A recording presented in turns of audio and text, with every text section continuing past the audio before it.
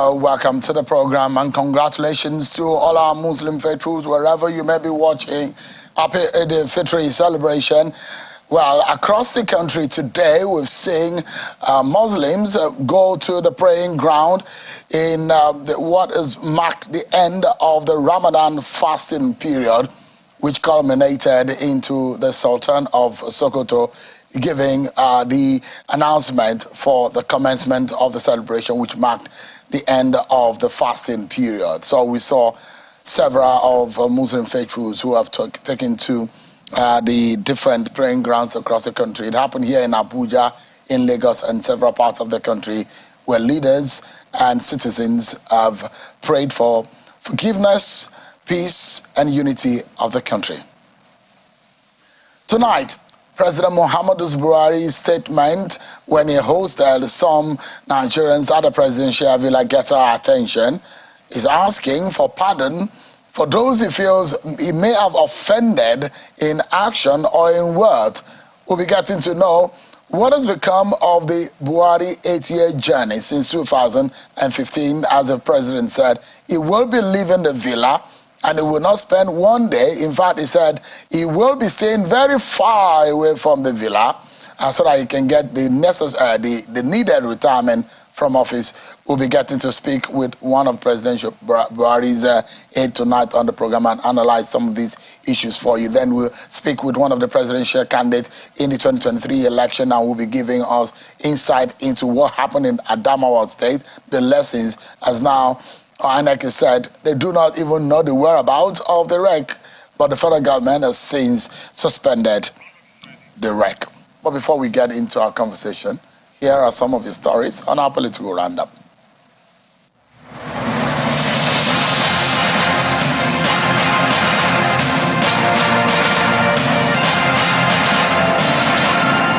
Thank you, Sheung. Good evening. I am Kayla Megwa, and these are your political roundup stories for today. Former Vice President and presidential candidate of the People's Democratic Party in the just concluded presidential election, Atiku Abubakar, believes that Nigeria can become the country of our dream if peace and unity is given a priority. The former Vice President was speaking shortly after observing the two congregational Rakat prayers as Muslims across the globe mark this year's Eid al-Fitr. We can only have unity if we give every part of this country, every religion, a sense of belonging as far as, the running of affairs of this country is concerned. Senate Chief Whip Odjis Okalu says any attempt at an interim government is absolutely unconstitutional and will be met with the stiffest resistance from lawmakers. The Abia senator said this on the sidelines of his 63rd birthday celebration at his residence in Abuja. The senator representing Abia North Senatorial District, who has openly thrown his hat in the ring for the post of Senate President in the 10th Assembly, says the next class of legislators will be loyal to the Nigerian people. The 10th Senate will be loyal to Nigerians. That's number one. We are not going to be loyal to any party or anybody or any individual or any group. Where the 10th Senate collectively will be loyal to Nigeria. The Kaduna State Governor-elect Senator Uba Sani has assured the people of the state that he will run an inclusive government where every citizen and group will be carried along in government policies and programs when he assumes office as the governor of the state come May the 29th. Senator Sani was speaking after observing the Eid prayers at the Murtala Mohammed Eid ground in the Kaduna State capital.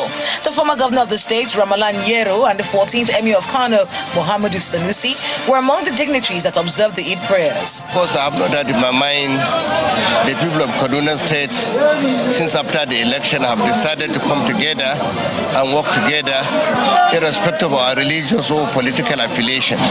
Yobe State Governor Mr. Idi Gubana is asking residents of the state to pray towards successful transition of Buhari's administration to the newly elected president, Mr. Bola Ahmed Tinubu.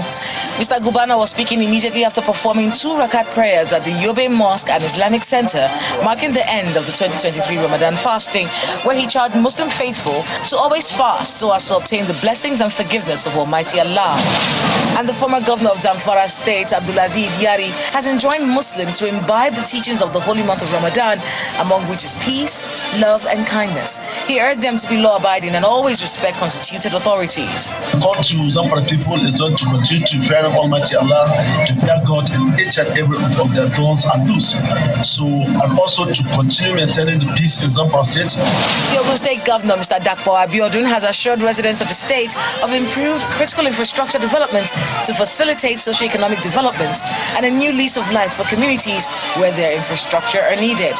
He was speaking in the Shagamu local government area of the state while inspecting the ongoing 1.5-kilometer hospital road construction in that area. Those are the political roundup stories for today. It's back to you, Sharon.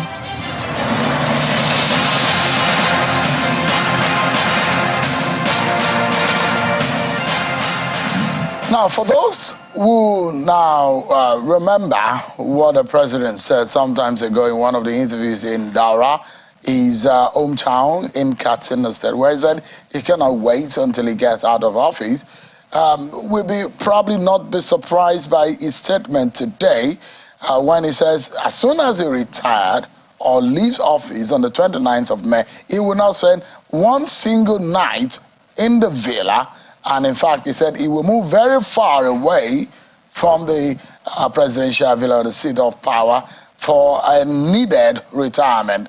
The president today, after observing the Eid al-Fitr prayers at the praying ground here in Abuja, the president also proceeded with top government officials to the banquet hall where he hosted several government functionaries. It was at that moment where the president made it known what perhaps is on his mind. The president has said, look, I may have offended a few people, but please forgive me. Let me allow you to listen to the president. Finally, I can't even wait to go home. If you said tax, I'll move to Niger Republic.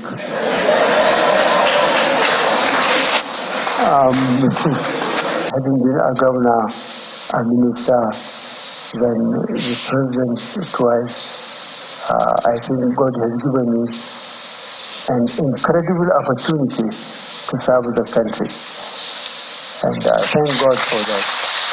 So please, whoever thought that there has been some form of injustice on him, we are all human. There is no doubt I hurt some people, and I wish they would pardon me. And those that think that I've hurt them so much, please pardon me. Well, we will be taking a look at what this means, that statement, what it means, and perhaps some of the dimension to all of these issues. I'm being joined by Mr. Garba Shehu, the President's Senior Special Assistant on Media and Publicity, who joins us from in Abuja virtually. Thank you so much, Mr. Shehu, and happy Eid al-Fitr celebration to you. And you too, thank you. Thank you so much indeed.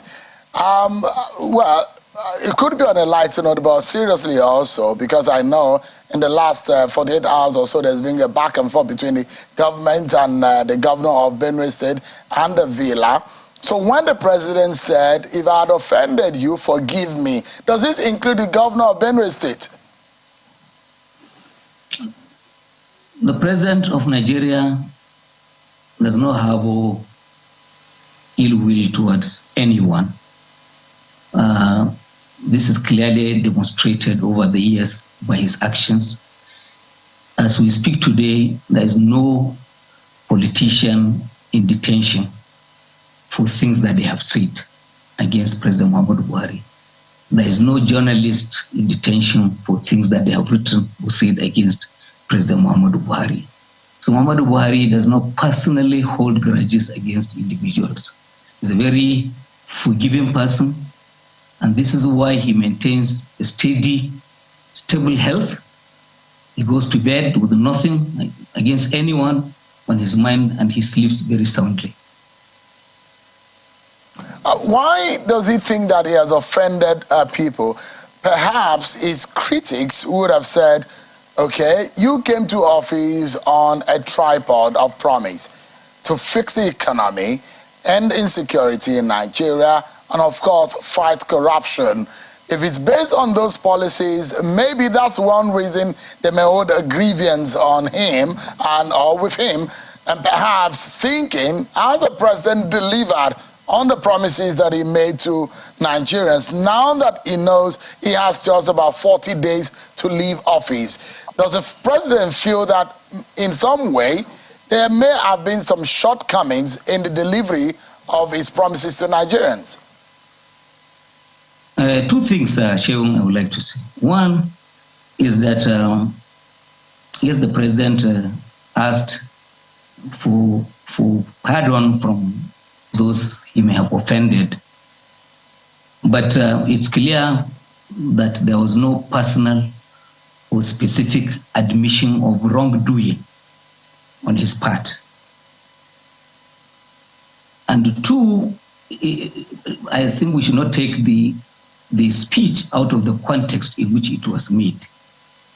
This essentially was a religious get-together.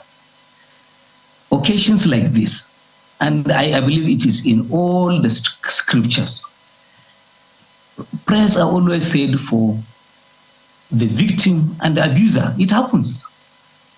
And for those coming from the background of Islamic religious faith, responsibility means more than what it ordinarily does to a number of people.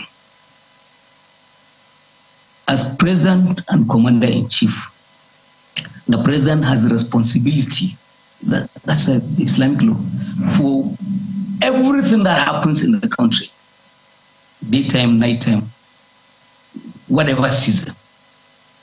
In the same way as you, as the head of a family, you're responsible.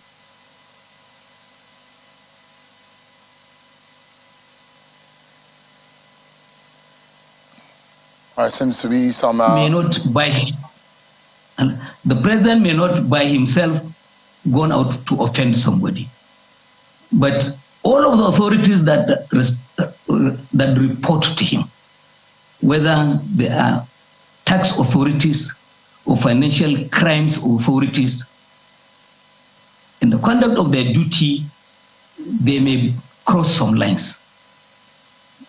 As far as that context is concerned, President Muhammadu Buhari is equally liable, in fact, singly responsible for being head of state. So, if you now look at it, Mr. Shehu, although the president and governors have the prerogative to give pardon and clemency, but I don't know if some of the Nigerians whom he's asking for their pardon, they will find it in their heart on a day like this to pardon the president. And let's put into context this time around the performance of President Buhari. I mean, Governor Otom might be very critical of this government, but the question is that many Nigerians have died under the watch of President Buhari, who in 2015 said that he will fight insecurity to his nails. And those who will say, in fact, things may have gotten worse under President Buhari's watch. This might be one of the reasons he's asking for forgiveness. But how much of forgiveness can some of those who have lost their siblings, their friends, their family members, will be able to give for that government who promised that it's going to secure their lives, but they find it difficult to live peacefully? As the people of Southern Kaduna today, they will tell you a story, a sad one, isn't it? Well, let me say that I believe that Nigerians are large-hearted people. They will forgive the president.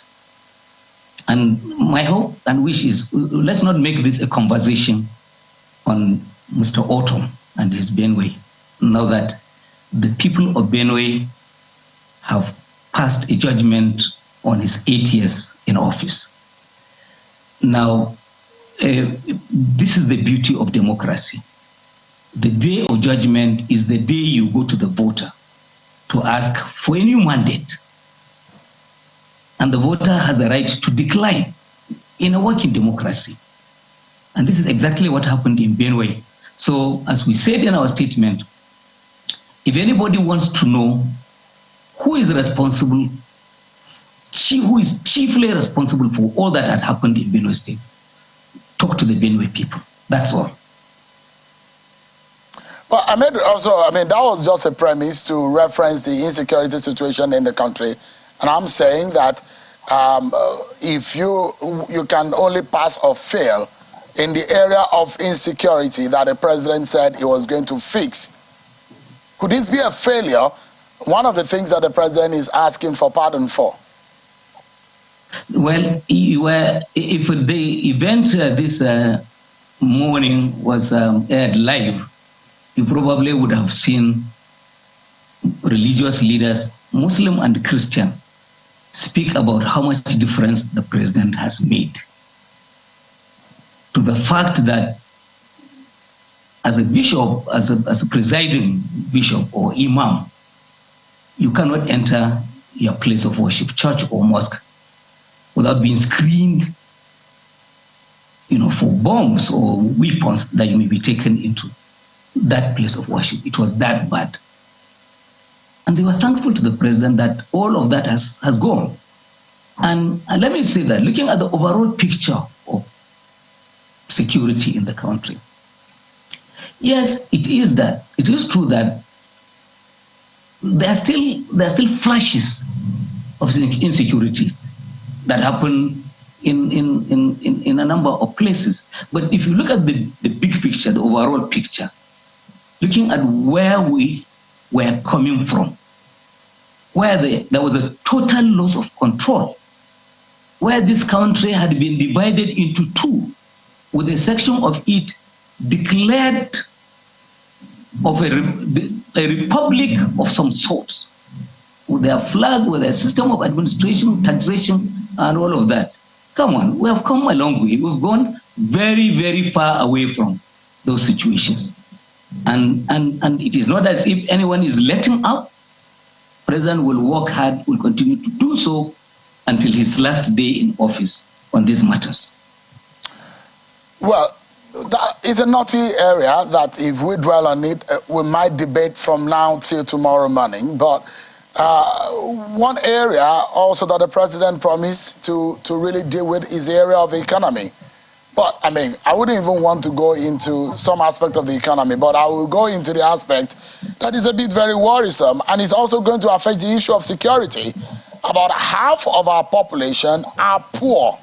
The NBA statistics shows that we have about 82 million Nigerians living in poverty. In fact, another figure, which is also staggering, is the fact that about 150 million Nigerians are in multi-dimensional poverty. I mean, if a president had come 8 years ago, and we're looking back now to assess, if the president is to graduate after in an 8-year study, for someone who said he's got what it takes to fix the economy, and you are leaving 153 or so million Nigerians out of the 200 million in multidimensional poverty, I don't know how this government is going to rate or grade itself, or half of the population who cannot even afford $1 to feed a day. Isn't that embarrassing or perhaps disappointing for this government itself? Well, I want you to reflect for a moment and to think.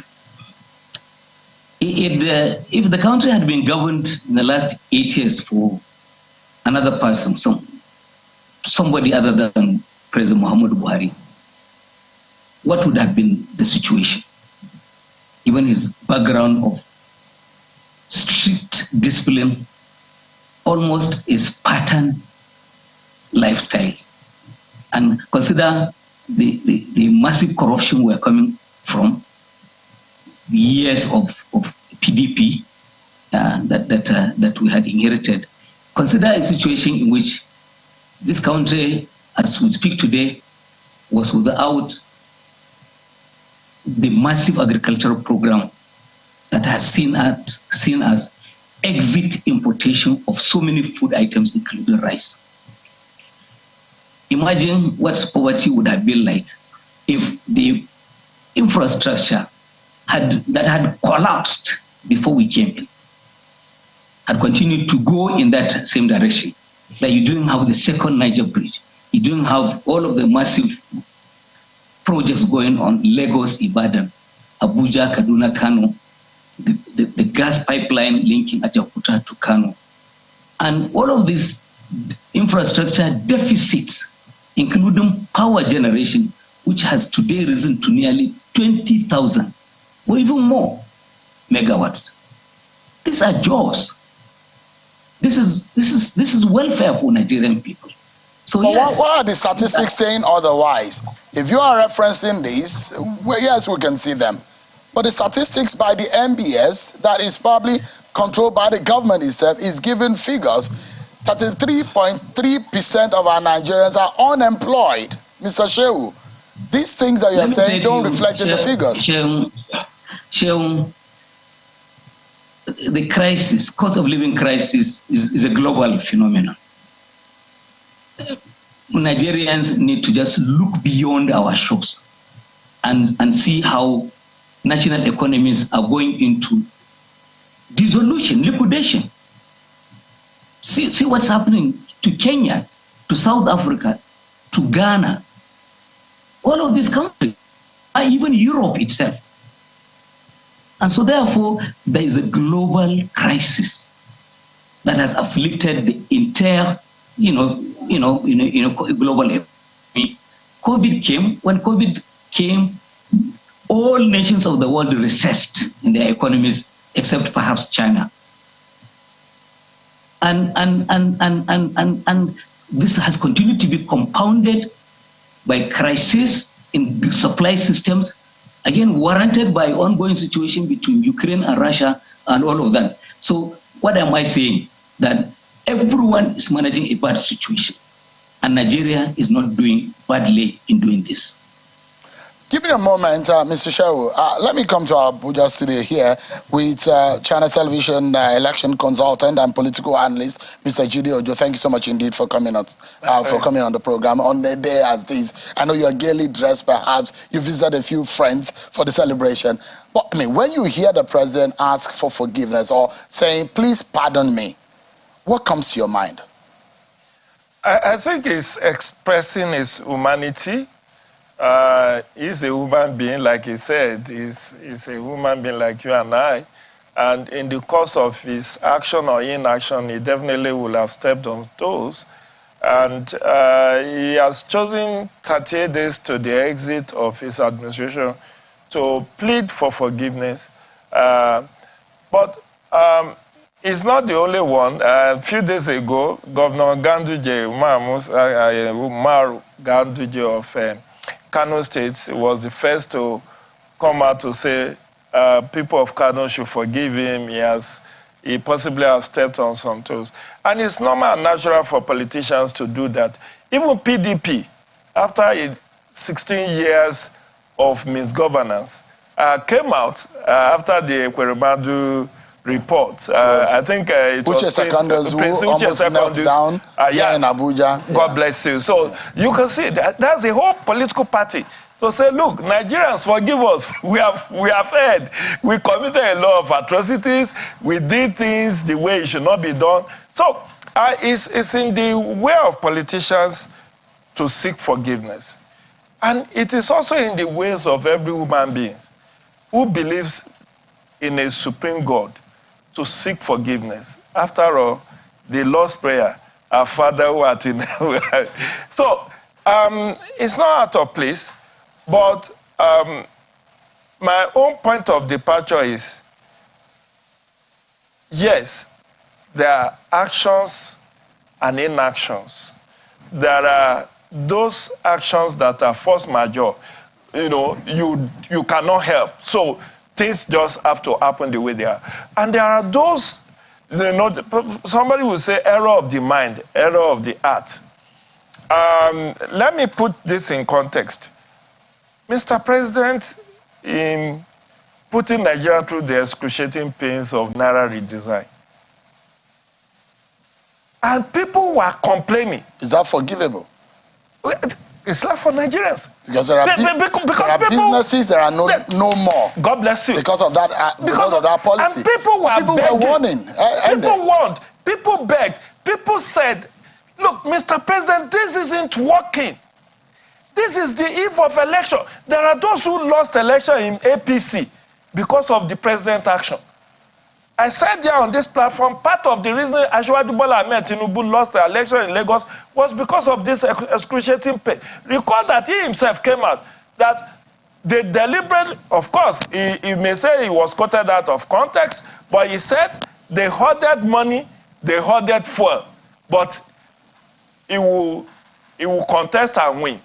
I mean, paraphrasing. Mr. Ojo, there were people who stripped themselves naked out of frustration in the banking hall. People had money, but they couldn't get access to it. Understandable reasons that the CBN gave, that to curb this, to do this and do that. But the question is that how would you make policies that will make life more miserable for the populace, for the larger population? And on top of it, February 8th, the Supreme Court, the highest court of the land, said, look, I'm giving this order pending the determination of the merit of the case. Let status quo ante be maintained. The president, after that Supreme Court decision, addressed the nation and did a selective,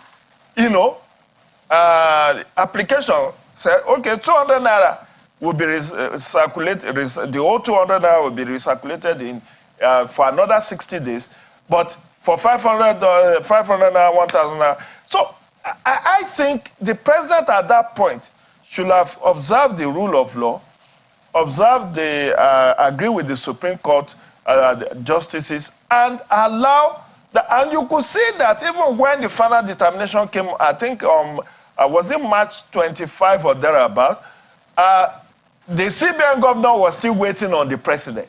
I think it's my elder brother, Garba Shehu, that threw Emefiele under the bus by saying he shouldn't be waiting on the president to implement the Supreme Court decision.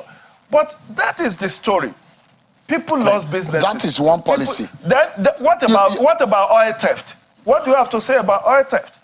A military general, a major general retired in this country, under him, Nigeria lost almost half of his daily oil production to crude oil theft. Can that be is that pardonable?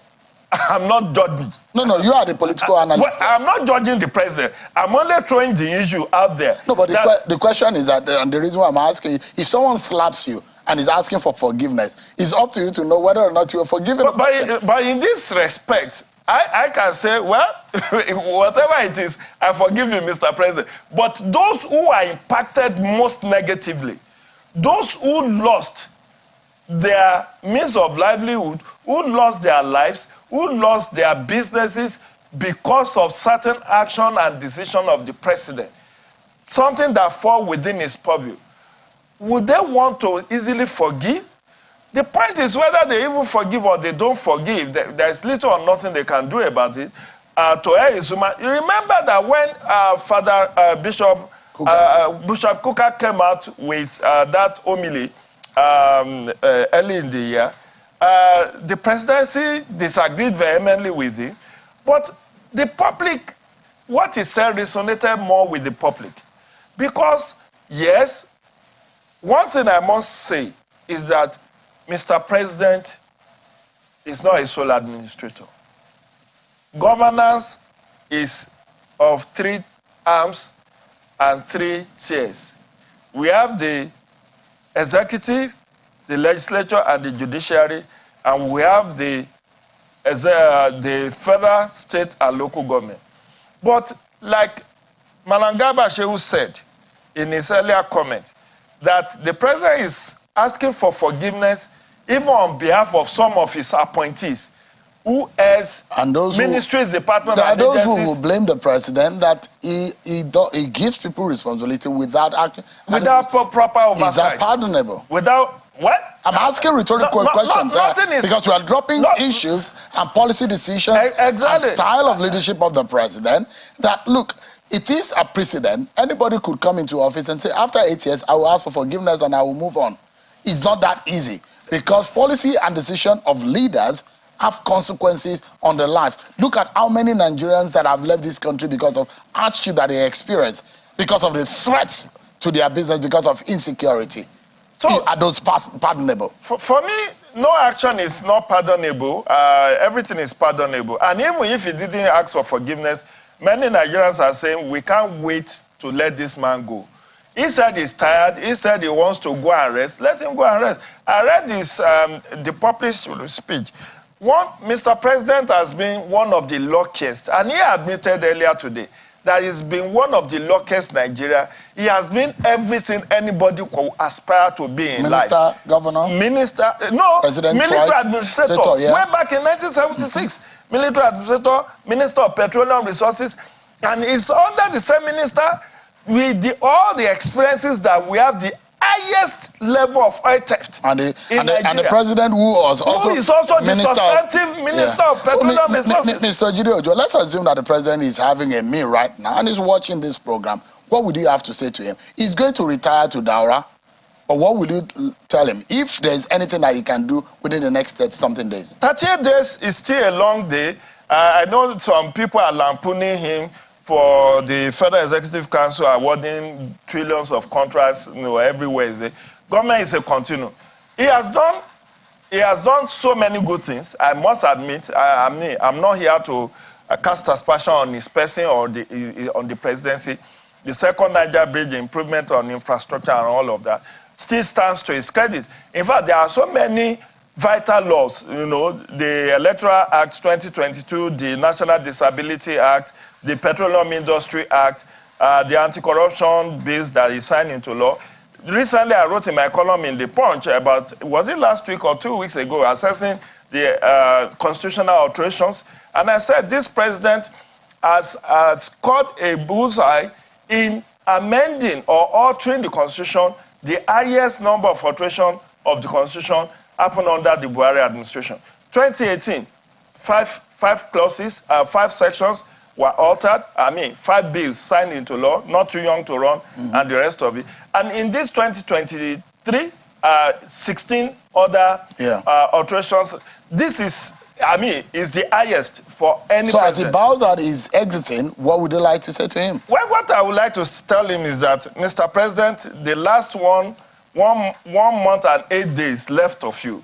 Make the best of it. All right. A lot can still be done in the 38 days that is left to impact positively.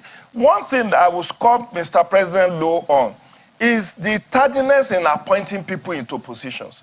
Look at the mess with former IGP extending his tenure, the former chief of CG of immigration. Even the president IG, there is an issue. His birthday so why is it that the president cannot find suitable replacement for people on time? Why do they have to lapse and then he started looking for acting person?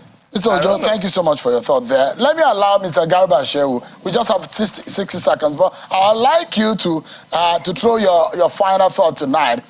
Is it possible that the president will erase some of the bad memories of these last 8 years from the minds of Nigerians? A lot of them that may not be happy with him, that may be so agitated at things that this government's 8 years was a total failure. I don't know anyone who is saying, except for opposition political parties that ran in the last election, I don't know anyone saying that 8 years is a total failure. But government policies under President Muhammadu Buhari are driven by the best of intentions, never driven by reasons of wickedness or ill will towards the national population. When you talked extensively on the currency exchange, a phenomenon, you obviously also ignore the fact that this is an administration that had launched a series of economic reform programs, one of which targeted the massive corruption that we inherited from the PDP years.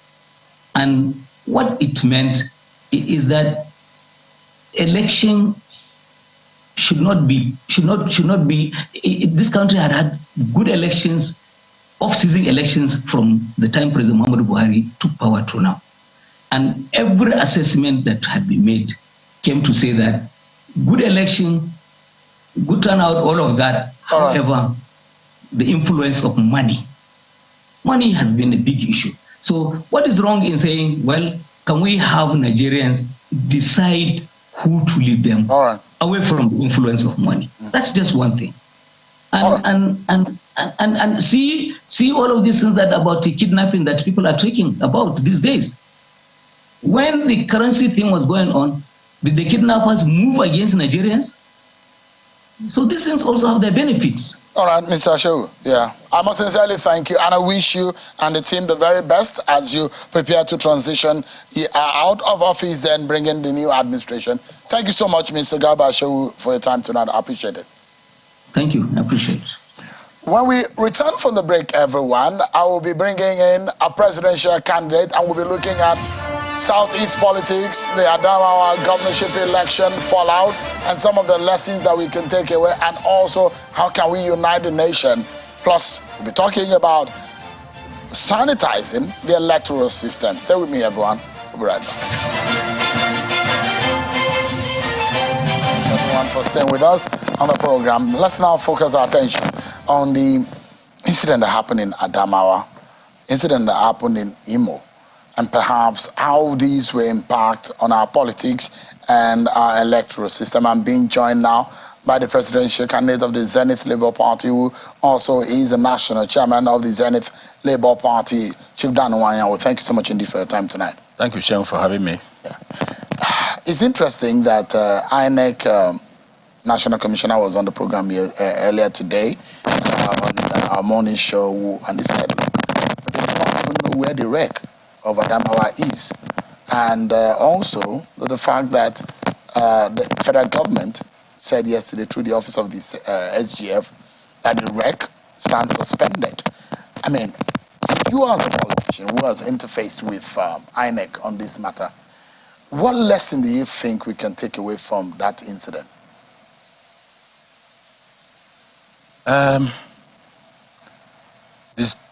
What happened in Adamawa, I would say, is a low moment during this period of electioneering. You see, the law has made provision for the role every individual would play during the electoral process.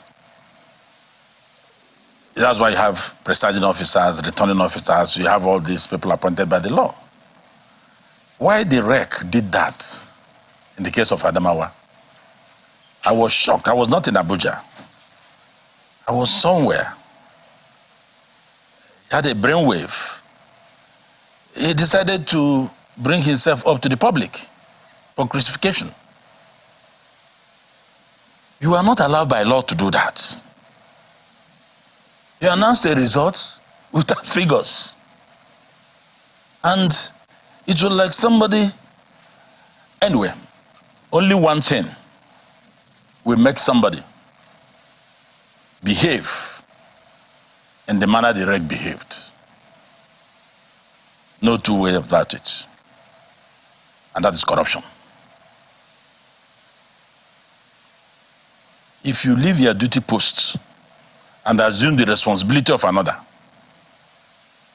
not given to you by law, to so execute, then of course, it's inducement, it's corruption. It's something that, and it's good, I must congratulate the INEC headquarters for acting timeously to arrest the situation, which they did. For you, you're a lawyer, yes, a very senior one at that, yes, and you're a party administrator, and you're also a politician. What kind of loophole do you think that incident had left in our electoral process? You see, so it's like blaming the beavers. Everything has been stated. Everybody has its limitations and limits. Some people up to today are still blaming the beavers. So when I told you here the last time that nothing is wrong with the beavers, I'm still saying it tomorrow. It is the hand that operated beavers that put us in that problem, as in Adamawa. Everything is there. He should have been arrested by the police. But there is a police beside him. That's the point. That's the point. That's the point. If the police was beside him, they will be accomplice to the action, to the act. They should all be put together for trial. There is nothing missing in this act, in this amended act. Nothing. Nothing that you don't have a solution in that act. I mean, when the INEC says they summon him, and now they cannot even find him, there are those who believe that INEC shouldn't have summoned. They should have arrested him right there and then. And I don't think INEC has power of arrest. They'll call the police, and you told me now that the Commissioner of Police was there. They are the ones to arrest him in Adamawa, and they are part and parcel of the deal. Don't call INEC.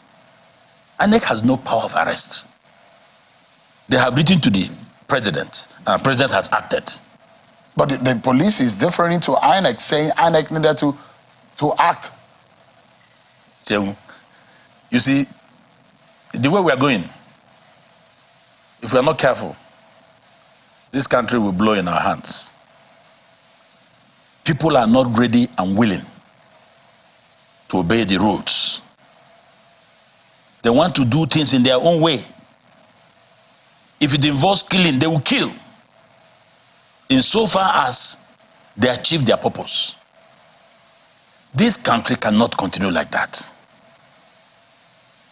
The Commissioner of Police was there with his complete squad. His NFDC top official there also. To supervise the illegality. Okay, there is an IG ahead of him. IG should intervene and bring all of them to book. He has taken him out, but those who say, look, he was not an election CP. That's not enough. That's not enough. It's an election CP. It's not enough. If you were the president, would you intervene in this matter? As it threatens our democracy or the electoral law? You see, the president has enormous powers to intervene timelessly on a lot of issues. Not by fiat. IG, are you seeing Adamawa? I want you to take action on it now. It's against the law. Look at it. It is enough. The president promised that he was going to hand over a good system. And I expected he should push it to the end. He got letter of INEC, he acted. What about the other areas? The security? It doesn't work that way. I mean, because we should be sounding a deterrence, isn't it? This, so that this kind of thing should not happen again. It shouldn't happen. It's an embarrassment on our democratic They're process. really talking about amendment to electoral act. How many times are we going to amend it? Everything is in this act.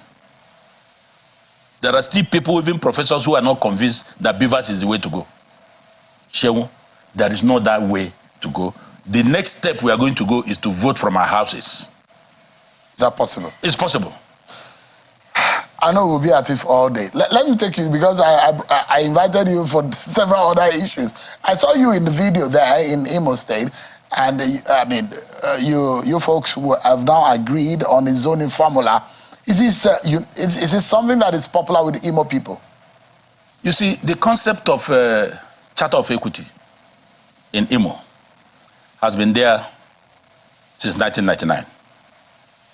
But it has not been followed. Governor Achiku Udenwa followed it and handed over to another zone, Ikedo Hakim. While in office, they used blackmail, half-truth, lies, naked lies against him, that he slapped a priest. It became a sing-song in churches. And that was very close to the election. There wasn't enough time to retract such things. He lost his mandate. The Catholic Church bishop came back to say it was not true. They apologized to Ikedo Hakim. But he has lost his mandate. And the beneficiaries were those who ruined our state for 8 years. Destroyed the state completely. I'm talking of Rocha's administration. They ruined Imo State. Would that be fair to say?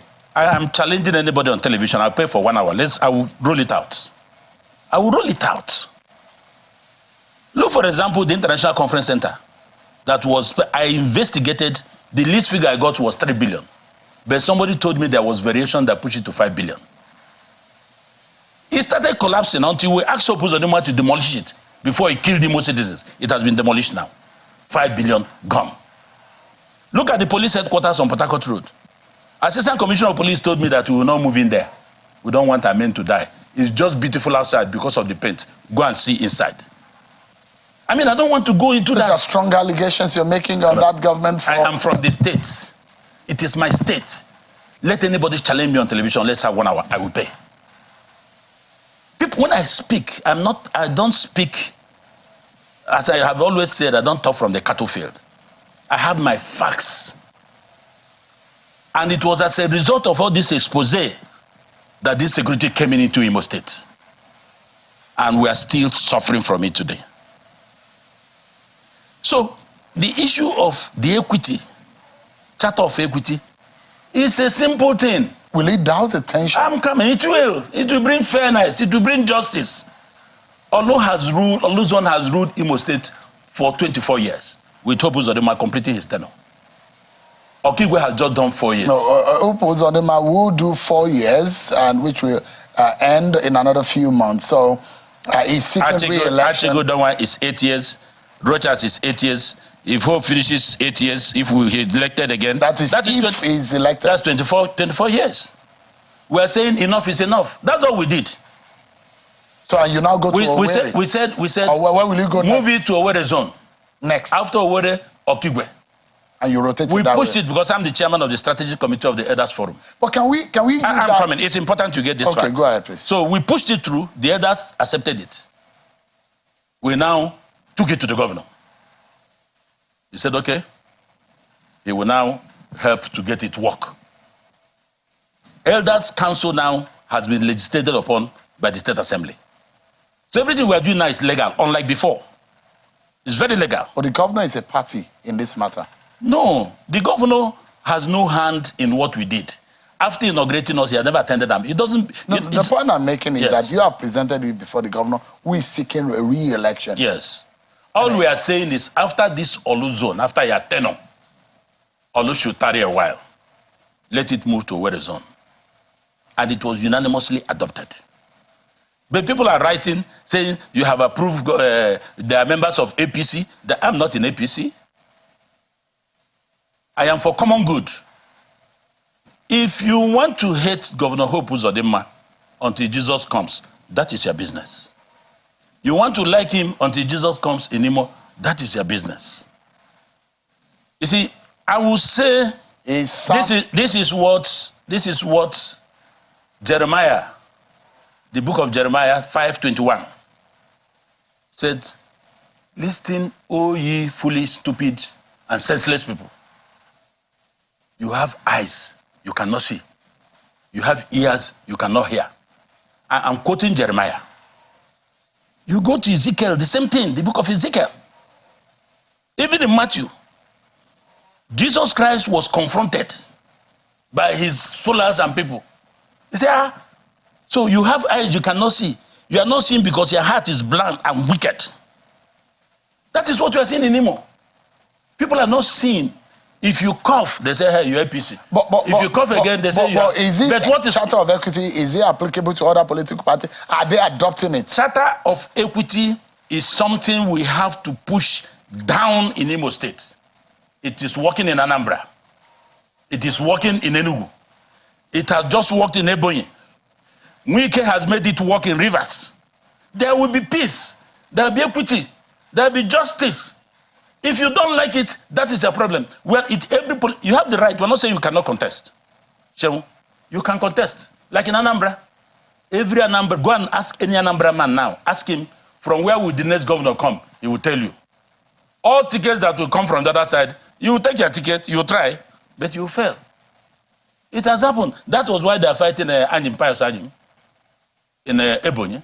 Because he said, it is not the turn. It's not our turn. Can we adopt that technique for national politics for the presidency, for example? Of course, that is the best way. That's why people are talking about rotation. That's why people are saying, let the power come to the south. Not to the north again. Charter of Equity in Imo is something every political party will be involved in. We don't care what professors are writing on the media. We don't care about how they feel.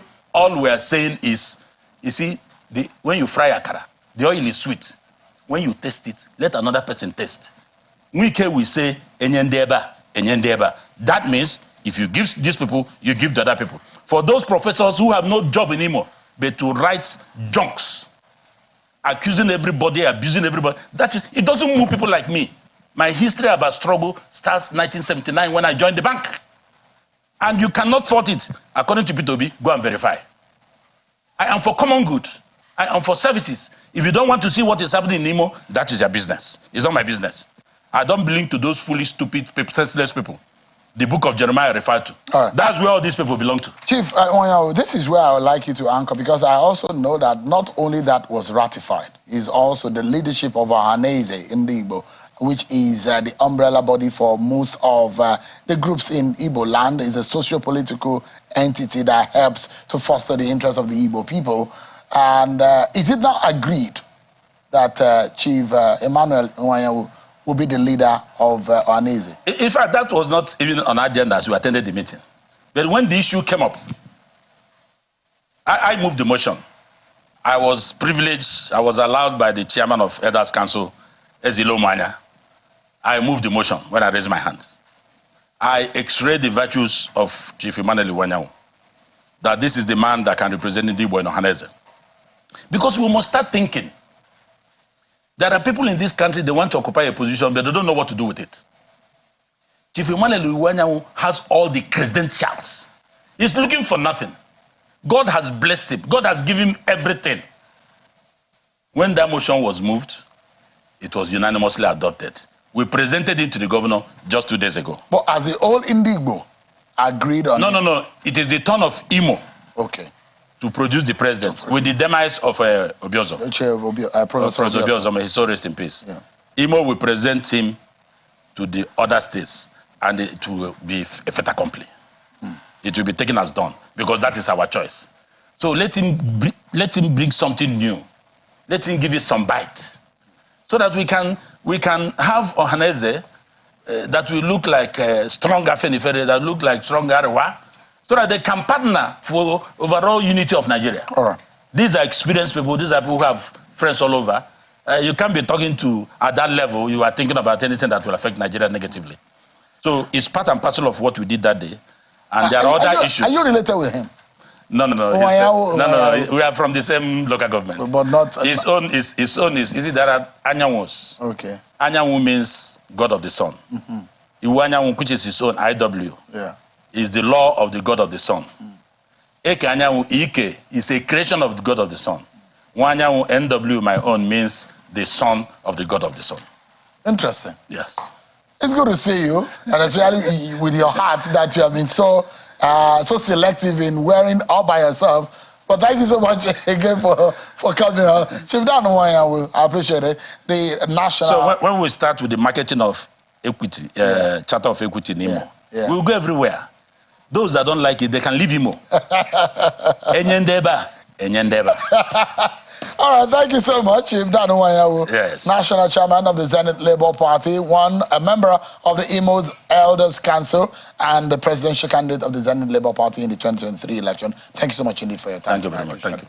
But that's our show for tonight, everyone. Tomorrow is Saturday, and I know you are in the holiday mood, but I will be back on Sunday, 8 p.m. Thank you so much, everyone, for watching. God bless Nigeria.